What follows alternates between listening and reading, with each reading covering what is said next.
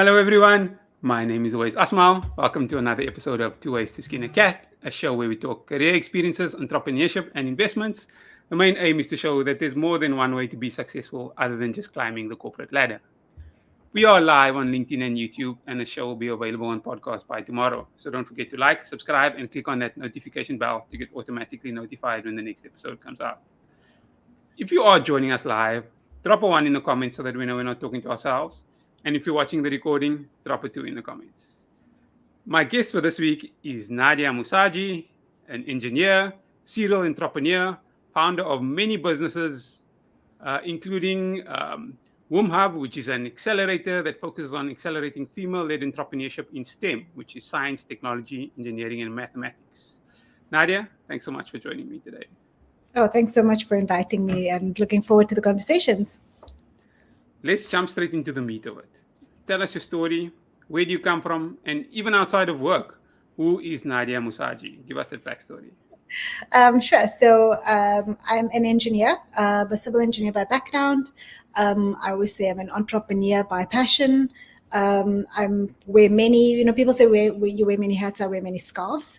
And so I'm also a investor, also a mom of two, kind of thinking about how do we build diverse and equitable worlds. So what I do on a daily basis is my company, WomHub, works on four things. One, we build talent for the engineering and tech industry. So how do we upskill diverse talent and focus on women and girls around the world. And so far we've worked with about 130,000 women and girls in about 30 countries. And it's all around how do we give people access to digital skills? How do we get people into engineering and tech? How do we give young people opportunities now that set them up for their futures? The second thing we do is we run incubators and accelerators to support female entrepreneurs. And for us, STEM is actually science, technology, engineering, mining, and manufacturing. And that's because we work with, big industries. The third thing is we build incredible co-working and innovation spaces. So we've got one in Cape Town, one in Johannesburg, about to launch one in East London. And it's really incredible because we have the latest technology in the spaces. So it's a proper tech hub that we've created that is female focused, and it's the first of its kind in the world. And the last is a venture capital fund. It's a $30 million fund called 535 Ventures that invests in women in tech. So I like to say we work from start to exit to support women all along the STEM value chain. And my role is around two things. One on partnerships and strategic partnerships and relationships. So all our partners kind of come through the work that I do. And then the second thing is product innovation. And I'm really passionate about kind of innovating on new things, trialing, testing. In fact, I would like my official title to be Chief Tinkering Officer, because I like to kind of tinker and see what weird and wonderful things we can create to create a better world.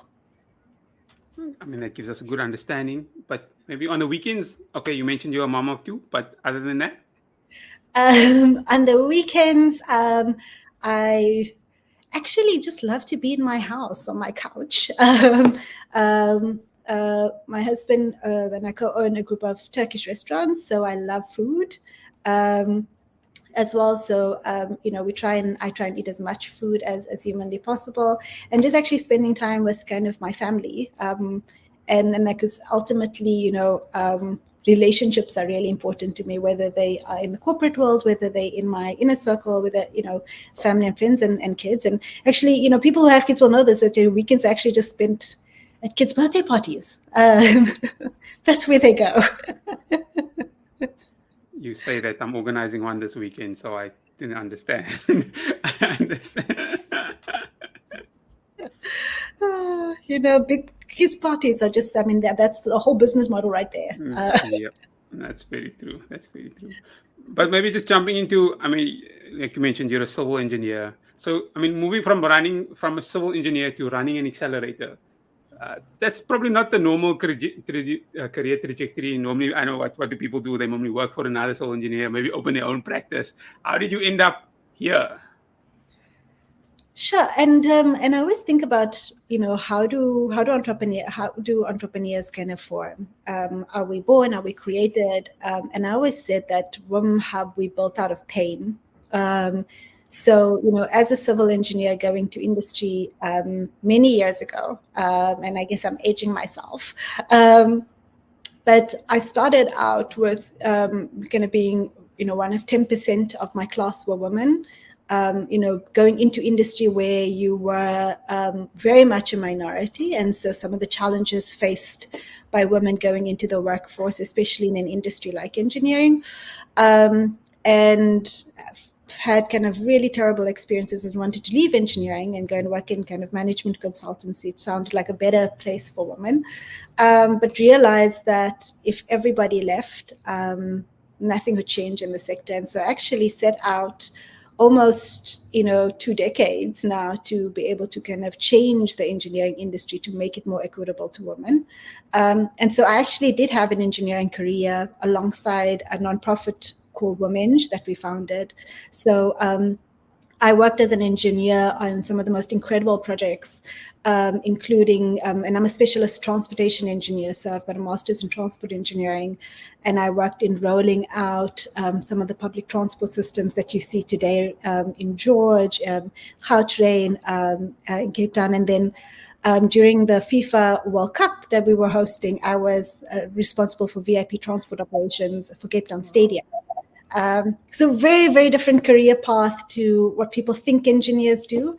I've always been in kind of more the transportation design and logistics side, not kind of road engineering. And so there's different ways to kind of get into different industries.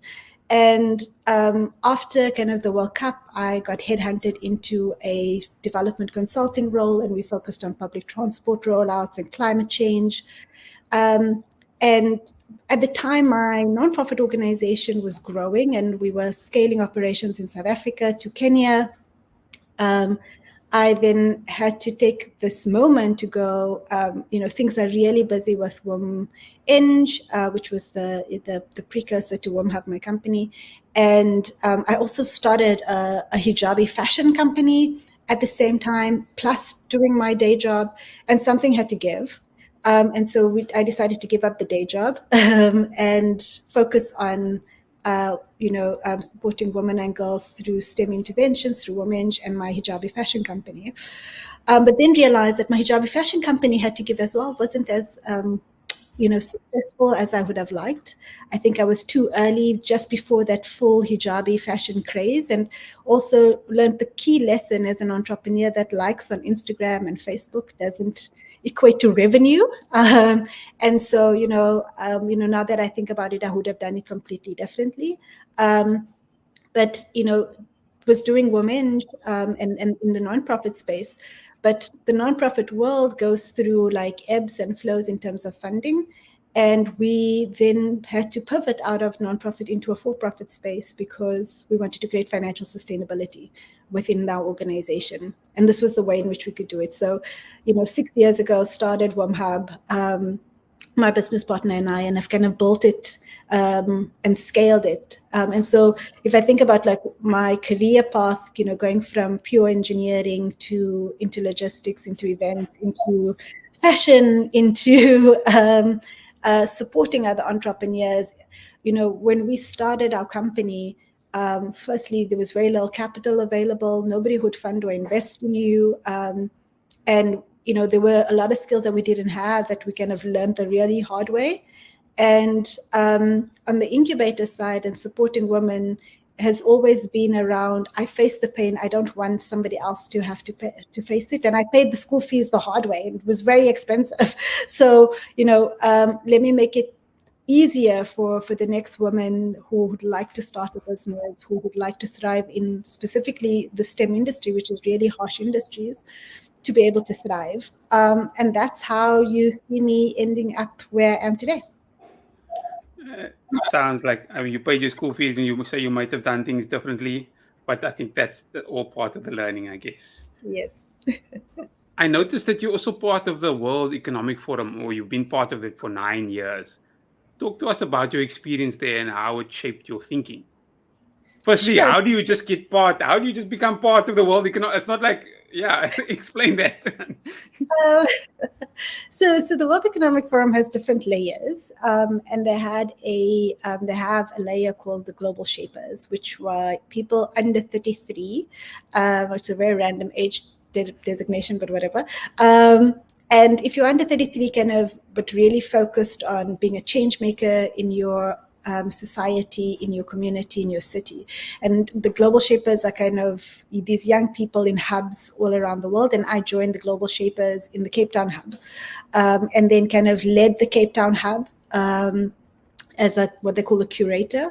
And when you kind of really being active in kind of community building, in politics, in economics, and so, as an engineer, I always kind of push others who are in this space to go, hey, are we involved in these discussions? And everybody goes, oh no, Nadia, I'm an engineer, I can't talk politics. And I go, engineering is political. Every time you have a change of government and that infrastructure gets discussed, if you as engineers are not discussing infrastructure, who is, right? The work that we do is highly political, and sometimes radicalized, right? So somebody said, infrastructure is supposed to be neutral. And I'm like, no, infrastructure can be racist because, you've got haves and have-nots. Infrastructure can be sexist. It's, because the designers are not diverse. And so, kind of getting into a think tank where the World Economic Forum been kind of very active, very vocal in terms of gender in this space. As a global shaper, got invited to go to the World Economic Forum in Davos in Switzerland, spoke on a number of sessions and panels around, supporting women in STEM, being a Muslim woman in a very highly polarized world, and being an entrepreneur. I then also went to Summer Davos, which is in China, and really focused on the technology and emerging technology. And so, being in the tech industry right now and working on kind of leveraging, technology solutions to democratize access for people, kind of got those opportunities. And then I was on a think tank called the Global Future Council for Gender Education and the Future of Work. And so being on that think tank, basically helping to guide countries on, what is their gender strategy look like? What does the future of work look like? And it was interesting, it was kind of pre-COVID. And so, the future has fundamentally shifted. What does hybrid working look like? We were talking earlier around, whether we like working from home or not. Are we productive or not? I find myself very productive in my office. I really want to come to my office, but a lot of people just going to be in their pajamas on Zoom calls. And that's cool as well. But the future is changing, and how people work, when people work, why people are working, and who they're working for is fundamentally shifting. And so kind of was on that kind of thought leadership process with the World Economic Forum. And I guess if you are really an active citizen engaged in different conversations, you start to kind of navigate into these spaces, and then you find yourself in really weird and wonderful spaces to be able to discuss this with really interesting people and also not so interesting people. I suppose you put yourself out there. That's a lesson for anyone listening. For the audience, we'll be responding to questions towards the end, so please add your questions to the comment section now so that we don't miss them. So on top of your day job, I see you're a member of the advisory board of the UCT engineering faculty, and as well as being on the boards of various organizations. And each organization has a different focus. So where do you find the time and the mind space? Because from what I see, each organization is fulfilling a different need. So you almost need to have a different way of thinking when you're dealing with each organization. How do you find the mind space? So I'm a slave to my calendar, and if you look at my calendar, it's very colorful.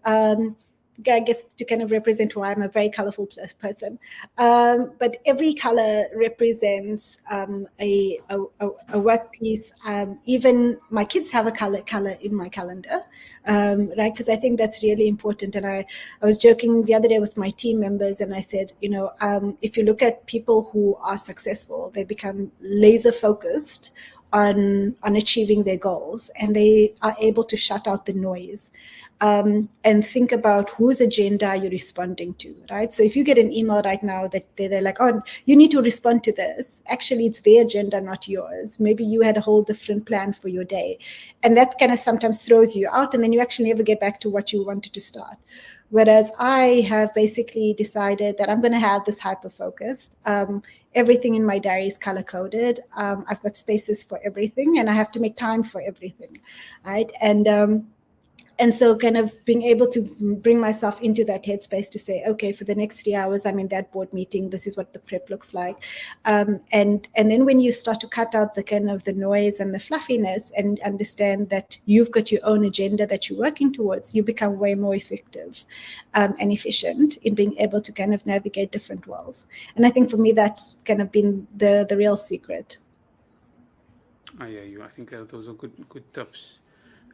You mentioned earlier, so what are some of the main stumbling blocks in getting more females into the different STEM streams? I know you mentioned obviously that it was or maybe is a bit of a boys' club, but do you have any practical tips that maybe what people or what normal people can do to fix the problem?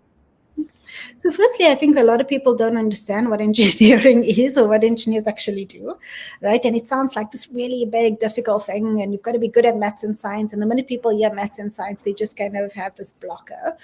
And I always like to say that there was nothing super special about me. I don't love maths and science. I mean, I love cupcakes and a good mutton curry, and I love shoes. I don't really love maths and science. And so to become an engineer, you don't actually need to love it. You need to be able to understand it and apply it. And that's actually what sometimes what we get caught up in it's too big, it's too difficult, so I can't do it. And I think that like can we move away from those preconceived notions of who can't and can do engineering? That's, I think, the first thing. I think the second thing specifically around gender is that for a long time we had specific gender roles and things that women were good at and things that men were good at. That is actually not necessarily true. There's no biological traits when it comes to careers, right? But before, there was this idea that engineers had to go in a hard hat on site somewhere very remote, far from their families, or on a factory plant, and so they were far away or in dangerous and difficult environments. These days, most engineers just sit behind laptops. And so you still have some engineers that can go to site and do whatever, but most of the time we are sitting in meetings in front of screens. And so I always talk about kind of primary engineering versus tertiary engineering, which is what we do today. And so really kind of making sure that people know that it's a career for them. And from a tech perspective, I do a lot of kind of career coaching and conversations with lots of young people, and people just don't put them in the right pathway. There's still if you want to be successful, you must be a doctor, you must be a lawyer, you must be a CA, you must be a whatever. But actually there's so much opportunity in the tech industry, in the engineering industry, and the barriers to entry has been lowered because the tech industry moves so quickly, and a whole lot of new jobs are created there. So I think from an everyday perspective, can we give access to people? And I think that's, if you think about it, you're saying, I'm involved in so many different boards, but actually when I look at what's the golden thread, it's around how do we create a more equitable world, right? So in engineering, how do we democratize access to engineering education? In the tech industry, how do we give access to people to technologies that they would never have access to? And so that's the kind of messaging I want to give out there around gender, and that is that actually engineering is a career for all. And when we have diverse teams, so not just women, but people of color, people from different backgrounds, we start to create more equitable worlds. And that for me is really important. And do you have any tips for the person in the street or something that they can help guide the youngsters, or is there anything that we can do? So and before we would have said if you wanted to get into kind of engineering or tech, you had to go to university, get a computer science degree, get a PhD, whatever. These days you don't have to. Kids spend so much time on their phones, And actually, I don't want you to just be playing games and becoming users of technology. I'd love you to go and figure out how to become designers of technology. Every Ivy League university in the world has put their courses online. So instead of kind of scrolling through like millions of, Instagram reels and TikTok videos, maybe spend an hour a day upskilling yourself on artificial intelligence, or what is cybersecurity, or what is cloud computing, right? And so when you start to actually, and that's what I'm saying is that you could take Harvard's Introduction to Artificial Intelligence, you can do Yale University's machine learning, you can do all of these things, and it's free. And unless you want to get a certificate that says that you went to Harvard University, you pay the $500. But the course itself is absolutely free. And that's the messaging is that we are now at a time where young people, old people, anybody can actually learn anything online. And it's around, how do we make sure that people have access to this so that they're not left behind in this tech-enabled future? So access to an internet connection, and that's the main thing. Yeah. Exactly. And it actually helps a little bit of a blue sky question that you guiding me that way is you mentioned AI and cybersecurity specifically. I noticed that it's one of the focuses of WomHub. So what's your view on where AI is going and how it will impact us most in South Africa? So, I mean, I always say, people are always surprised that, AI is coming, is going to take our jobs. And actually, your jobs were taken by AI probably 20 years ago.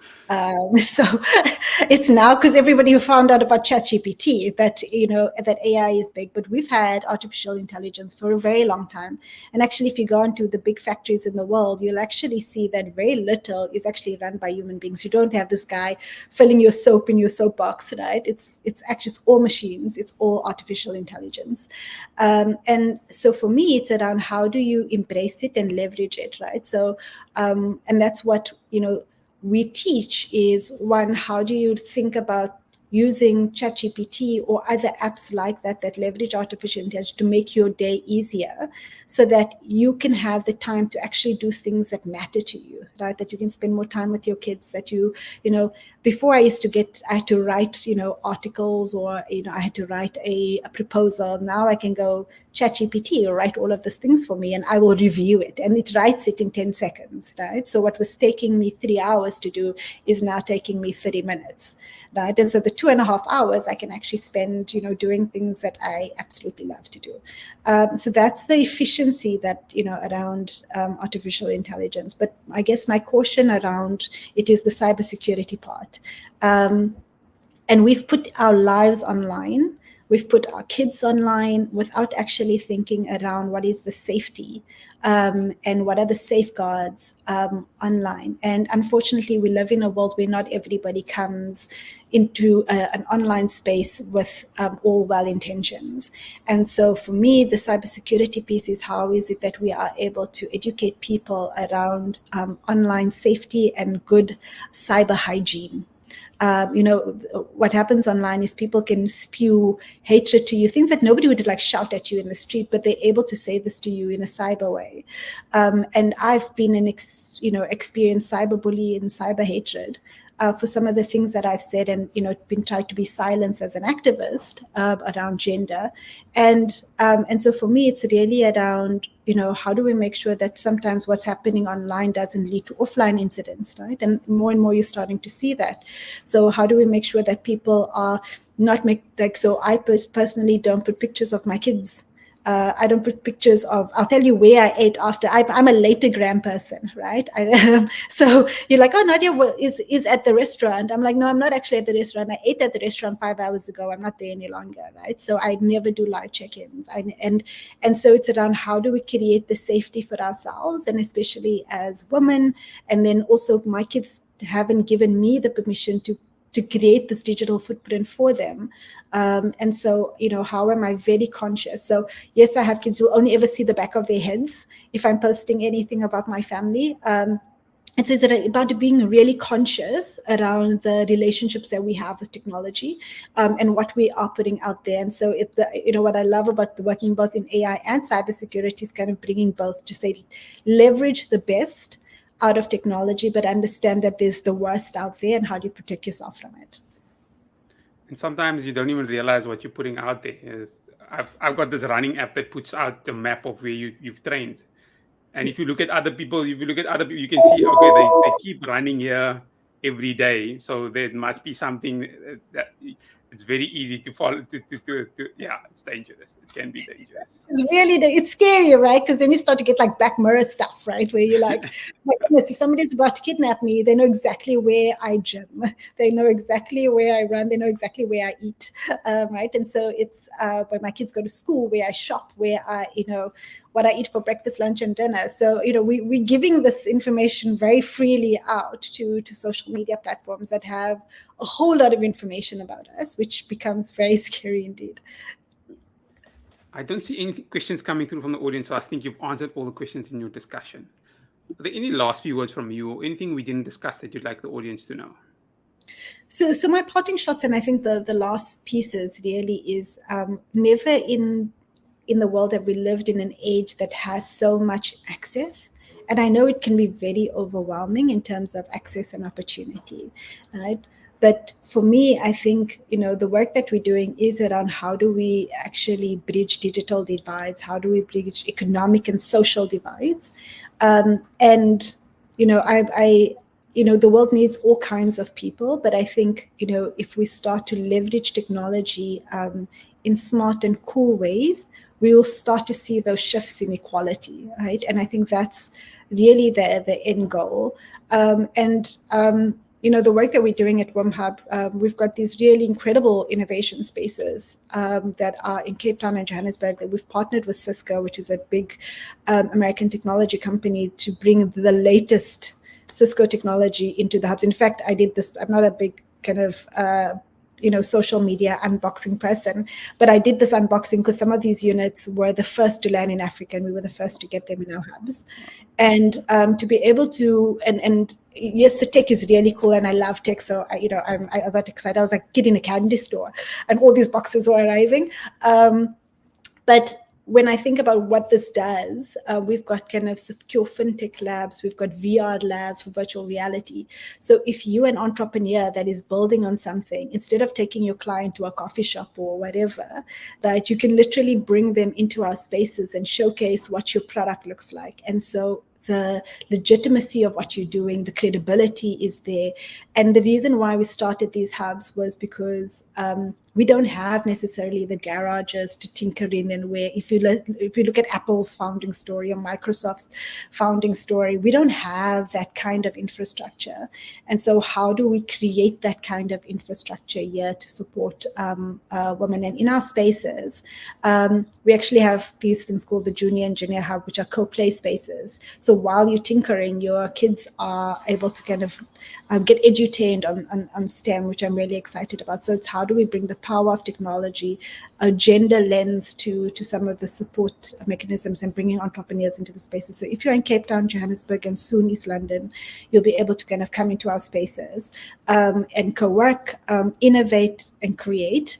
And I'm not just trying to kind of build the next wave of billionaires, which I think I am. I'm also trying to build a next wave of cockroaches. And so somebody said, Nadia, how dare you call entrepreneurs cockroaches? And I'm like, cockroaches will survive anything.